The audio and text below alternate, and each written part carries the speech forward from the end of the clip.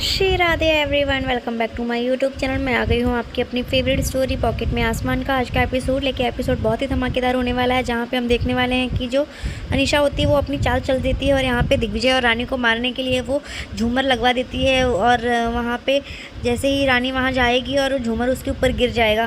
तो आज के एपिसोड की शुरुआत में जो अनीशा होती है वो वहाँ पे वेडिंग प्लानर बन के जाती है। और यहाँ दूसरी तरफ हम देखते हैं कि हॉस्पिटल में जो इंस्पेक्टर होते हैं वो आ जाते हैं और वो जैसे ही देखते हैं कि अभी तक इसको होश नहीं आया तो वो बोलते हैं कि नहीं सर, अभी तक नहीं आया, बस ऐसे ही ये बार बार इसको दौरे पड़ रहे हैं। और यहाँ पे देखते हैं कि जो लड़की रहती है वो अपने आप को कवर करके रखती है। तभी यहाँ पे हम देखते हैं वो उसे बोलते हैं कि मैं तो ये बताने आया था कि डॉक्टर बोल रहे हैं कि जब तक इनकी कंडीशन स्टेबल नहीं हो जाती तब तक हम इसे जेल में नहीं ले जा सकते। तभी यहाँ दूसरी तरफ हम देखते हैं कि वो बार बार फिर से अपने ऊपर पैनिक अटैक आने का नाटक करने लगती है कि रानी मैं तुझे छोड़ूंगी नहीं। और ऐसे करते हुए तब इंस्पेक्टर उसे बोलते हैं कि सर अभी बस इंजेक्शन दिया था इस वो डॉक्टर ने और थोड़ी देर तक ठीक थी, तो अभी वापस से ऐसा हो गया है। तभी यहाँ पे हम देखते हैं दूसरी तरफ की जो मंगल होता है वो उसे बोलता है कि डॉक्टर सर आप बिल्कुल भी टेंशन मत लीजिए, सब कुछ ठीक होगा और जैसा भी कुछ होगा तो मैं आपको इन्फॉर्म करूँगा। तो वो बोलते हैं ठीक है। तभी यहाँ पे हम देखते हैं कि वो उसे बोलती है कि जल्दी से मुझे यहाँ से जाना है, तो तुम वो मैडम को अपने बुला लो यहाँ पे। तभी यहाँ दूसरी तरफ हम देखते हैं कि रानी और दिग्विजय जो होते हैं वो लोग यहाँ पे चेक करते रहते हैं कि क्या कैसा थीम है, उन्हें कैसा थीम ऑर्गेनाइज़ करना है। तभी यहाँ पे हम देखते हैं कि रानी जो होती है वो बोलती है कि बट इतना एक्सपेंसिव करने की क्या ज़रूरत है। तभी यहाँ पर हम देखते हैं कि वो लोग आपस में बात करते रहते हैं। तभी जो अनीशा होती है वो उन लोगों को सजेशन देती है कि अगर आपको चाहें तो हम उसमें कस्टमाइज़ कर सकते हैं, जैसा भी आपको चाहिए वैसा। तभी दूसरी तरफ देखते हैं कि जो मंगल होता है वो बार बार फ़ोन करता रहता है। और यहाँ पे जैसे ही वो देखती है कि फ़ोन बार बार आ रहा है तो वो अपने असिस्टेंट को बोलती है कि एक बार जाओ तुम क्लाइंट उनको बोल दो कि मैं क्लाइंट्स के साथ हूँ। और जैसे ही वो लेके जाती है तो यहाँ पे हम देखते हैं कि वो बोलती है कि तुम अपनी मैडम को जल्दी बुलाओ। तभी हम देखते हैं दूसरी तरफ सब लोग गांधी कुंज में सब थीम की सिलेक्शन करते रहते हैं। और यहाँ पे देवू की तबीयत अचानक से ख़राब हो जाती है। तभी यहाँ पे सब लोग उसको देखने लगते हैं कि क्या हो गया अचानक से। तभी रानी उससे पूछती है कि क्या हुआ देवू, मैं तुझे चेक कर लूँ एक बार, मेडिसिन दूँ। तभी वो बोलती है कि नहीं नहीं मैं ठीक हूँ। और यहाँ पे ईशान उसके लिए पानी लेके आता है तो वो उसे बताती है कि मेरे गले में थोड़ा सा जलन हो रहा था।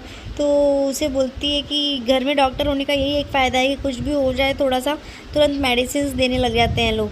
तो वो ये सुन के सब हंसने लगते हैं। और फिर उसके बाद यहाँ पे हम देखते हैं कि वो उसे बोलती है कि चलो देखते हैं कि कौन सा थीम अच्छा लग रहा है, चलो सिलेक्ट करते हैं। तभी यहाँ पे देखते हैं कि जो दिग्विजय होता है वो रानी का हाथ पकड़ के उसे बताने की कोशिश करता है कि तुम टेंशन मत लो, जो भी हो सब अच्छे से हम कर देंगे। और यहाँ पे उसको कुछ समझ में नहीं आता क्योंकि वो सोचती है कि इतना खर्चा करने की क्या ज़रूरत है। और यहाँ पे वो दोनों जन एक दूसरे से हंस हंस के बात करते रहते हैं, जिसकी वजह से अनीशा को बहुत जलन होने लगती है।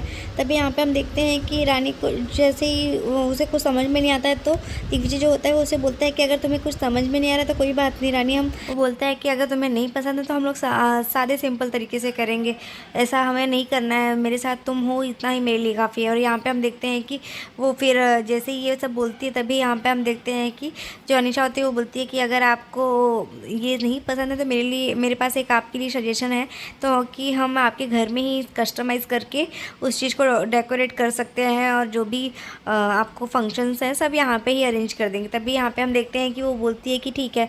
और फिर यहाँ पे वो उससे पूछता है कि तब तुम ठीक हो, खुश हो ना, तो वो बोलती है कि हाँ। तभी वो अपने क्लाइंट के लिए उसमें बोल देती है उसको असिस्टेंट को कि तुम समझ गए ना कि क्या करना है। तभी यहाँ पे हम देखते हैं वो बोलता है कि हाँ मैम मैं समझ गया। और यहाँ पे जैसी वो ऐसा बोलती है तभी यहाँ पे अनीशा जो होती है वो बोलती है ठीक है, तो जैसा होगा आप मुझे बता देना, मैं आपको जैसी भी चीज़ें हो चाहिए वो हम यहाँ कर देंगे। और यहाँ पे वो उसे बोलता है कि ठीक है। और अब मिसेस गांधी को बजट की भी टेंशन नहीं होगी। तभी यहाँ से वो जाने लगती है तो वो अनीशा को बोल देती है नारायणी कि हम हल्दी का और मेहंदी का फंक्शन आज ही कर देते हैं। तो वो बोलती है कि ठीक है, तो आज शाम को 5 बजे तक यहाँ पे डेकोर कर देंगे हम। और फिर वो बोलता है जो ईशान होता है कि यहीं पे हम इसी हॉल में ये चीज़ें अरेंज कर देंगे। तो वो बोलती है कि ठीक है। तभी यहाँ दूसरी तरफ हम देखते हैं जैसे ही वो जाती है तो उसका जो असिस्टेंट होता है वो उसे बोलता है कि मैम हॉस्पिटल से कॉल आया था, वो लोग वहाँ पे पूछ रहे हैं और वो उसको डर लग रहा है कि कहीं पुलिस उसे पकड़ न ले। तो वो बोलती है कि मुझे फ़र्क नहीं पड़ता, अब तो मैं यहाँ पे रानी और दिग्विजय को तो मैं सबक सिखा के ही रहूँगी। और तभी यहाँ पे दूसरी तरफ हम देखते हैं कि जो देवू होती है उसको चक्कर आने लगते हैं, बार बार उसकी तबीयत ठीक नहीं लगती उसे। तो यहाँ पे हम देखते हैं कि वो वहीं पे उसे चक्कर आते रहते, तभी रानी वहाँ आ जाती है। तो वो बोलती है कि रुक जा, तुझे नारायणी आंटी बुला रही थी। तो उसे जैसे ही वो बुलाने ही जाती है तब तक वो वहाँ पे आ जाती है और वो उसके लिए बहुत सारे गिफ्ट्स और ज्वेलरी लेके आई रहती है कि ये सब मैं अपनी बहू के लिए रखी हूँ। तभी यहाँ पे देखते हैं हम दोनों कि वो लोग एक दूसरे से बातें करते रहते हैं कि ये मेरी बहू के लिए और मेरी बेटी के लिए थी। तो मैं जैसे सोच रही थी कि मेरी बहू आएगी तो मैं उसको ये सब चीज़ें दूंगी और अपनी बेटी जैसा रखूँगी, पर नहीं दे पाई क्योंकि जब तुम लोग की शादी हुई थी तो मैं उस समय तुझे एक्सेप्ट नहीं कर पाई थी। और यहाँ पे हम देखते थे कि वो उसे बोलती है कि बट ये सब क्या चाहिए, ज़रूरत है आंटी, मेरे लिए तो मेरे पास तो बहुत सारे ऑलरेडी है ना, तो मैं वो गहने पहन लूँगी। तो वो बोलती है कि हाँ मुझे समझ पता है, लेकिन ये तो मेरा प्यार है ना तेरे लिए। और फिर वो उससे बोलती है कि तूने भी तो मुझे बोला था ना कि मैं तेरी माँ जैसी हूँ। तो फिर वो उसको बोलती है कि हाँ मैंने बचपन से ही अपनी माँ को देखा ही नहीं, अपनी माँ की शक्ल भी नहीं देखी कि वो कैसी दिखती थी। तभी यहाँ पे हम देखते हैं कि वो उसे बोलती है कि मैं हमेशा से सोचती रहती थी कि मैं अपनी सासू माँ में मैं अपनी माँ को ढूंढूंगी और वो मुझे उतना प्यार देंगी, वो मेरे माँ की तरह ध्यान रखेंगी। तो ये सब वो दोनों एक दूसरे से बातें करते करते तभी वो उसे बोल देती है कि माँ कि मैं हमेशा से सोचती थी कि आपको मैं माँ बुलाऊँ, पर मैं नहीं बुला पाती थी, मुझे डर लगता था कि कहीं आपको बुरा ना लग जाए। तो फिर यहाँ पे वो उसे माँ बोलती है, तो वो बोलती है इससे बुरा क्यों लगेगा, तुम मेरी बेटी ही है, तो मुझे माँ बुला सकती है। तो क्योंकि उसे नारायणी को भी अपनी गलती का एहसास हो जाता है, तो वो उसे बोलती है कि अब मुझे अगर अपनी गलती पता है, क्योंकि मैं पहले सोचती थी कि मेरी बेटी के लिए तू सही नहीं है, लेकिन मुझे नहीं पता था कि तुझसे ज़्यादा कोई भी उसके लिए सही नहीं है। तभी यहाँ पे हम देखते हैं कि वो उसको ज्वेलरी दिखाने लगती है। और यहाँ दूसरी तरफ हम देखते हैं कि वो लोग डेकोरेशन के लिए स्टार्ट कर देते हैं। तभी उसका जो असिस्टेंट बोलता है कि मैडम दिग्विजय को भी वो आप तो उनसे प्यार करती है ना। तो बोलती कि कब प्यार करती थी, अभी करती नहीं हूँ।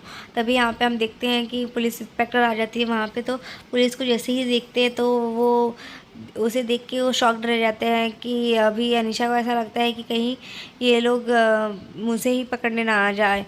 तभी यहाँ पे हम देखते हैं कि वो उसे बोलती है कि आप उसे ऐसा लगता है कि वो उसके लिए आए हैं, पर जो पुलिस रहती है वो उसे बोलती है ईशान को कि आप रानी और दिग्विजय को बुला दीजिए। और यहाँ पे जैसे ही वो लोग आते हैं तो वो उसे बोलता है कि वो जो डीएनए का सैंपल है वो उससे रानी के कॉस्ट्यूम से मैच नहीं हुआ है, तो रानी के डीएनए जो है वो उस कॉस्ट्यूम से मैच नहीं हुआ है। तो मैं आप लोग को पहले ही आया हूँ इन्फॉर्म करने, क्योंकि हमारी वजह से आपको बहुत परेशानी उठानी पड़ी। तभी यहाँ पे हम देखते हैं कि दिग्विजय जो होता है वो भड़क जाता है कि आपको पहले ही कितनी बार बोल दिया है सर, लेकिन आप फिर भी आपको बार बार वही चीज़ को आप परेशान करने के लिए आ जाते हैं। तभी यहाँ पे रानी जो होती है वो उसे शांत करवाती है और वो उसे बोलती है कि यस सर हम समझ सकते हैं, कोई बात नहीं, लेकिन अब समझ रहे हैं आप ये शादी वाला घर है, तो यहाँ पे इस तरीके से बार बार पुलिस का आना जाना ठीक नहीं लगता है। तभी यहाँ पे हम देखते हैं कि वो वहाँ से चली जाती है और यहाँ पे रानी भी इस बात से खुश हो जाती है कि फाइनली चलो अब ठीक है। और यहाँ पे वो ख्यालों में खो जाती है अनीशा जो होती है अपने। तभी उसे बार बार जो नारायणी होती है वो पूछती है कि अभी आप ठीक तो हो ना, अभी आप काम चालू कर दीजिए। तो वो बोलती है कि यस मैम हो जाएगा शाम तक। तो यहाँ पे हम देखते हैं कि रानी जो होती है वो रेडी होती रहती है। तभी वहाँ पे दिग्विजय आ जाता है, तो वो उसे पीछे से पकड़ लेता है और उसे हग करके उसे बोलता है कि ठीक है तुम तो कितनी सुंदर लग रही हो। तभी यहाँ पे वो उसे बोलती है कि अभी नारायणी आंटी आ जाएंगी ना तो फिर डांट पड़ेगी। तो उसे बोलता है कि तुम्हारे लिए तो मैं डांट भी खाने के लिए तैयार हूँ। और फिर वो उसे किस करता है, जेंटली बहुत ही किस करता रहता है। तभी वो जैसे ही किस करने लगता है और उसको नेकलेस भी पहनाने लगता है, क्योंकि उसे वो देखता है तो उसे बहुत ही प्यारी लगती रहती है। क्योंकि पहले तो वो दोनों एक दूसरे से केवल एक ज़बरदस्ती की शादी हुई थी उन दोनों की, और यहाँ पे जैसे वो उसे नेकलेस पहनाता है तो बहुत ही प्यारी लगती रहती है और उसे देख के वो भी देखता ही रह जाता है। तभी यहाँ पे हम देखते हैं कि तभी ध्वनि जो होती है आवाज़ देती है, तो वो उसे धक्का दे देती है और वो नीचे गिर जाता है, तो पुशअप करने लगता है। और उसके बाद जैसे ही वो पुशअप करने लगता है तो वो बहुत हंसने लगती है जो रानी होती है, क्योंकि उसे ये देख के बहुत ही अच्छा लगता है कि ये कैसे यहाँ पे पुशअप करने लगा। क्योंकि फिर उसको समझाने के लिए वो उसे बोलता है कि अरे कोई बात नहीं है। तभी यहाँ पे वो उससे बोलती है कि सब लोग रेडी हो गए, मैं रेडी नहीं हुई हूँ, मुझे भी तैयार होना है। तभी यहाँ पे वो उसे बोलता है कि लेकिन अभी तो तुम्हें, आज तो माता रानी तो तैयार हो गई है, तो आज तुम्हें दादी तैयार करेगी। तो फिर वो उसे लेके चला जाता है वहाँ से।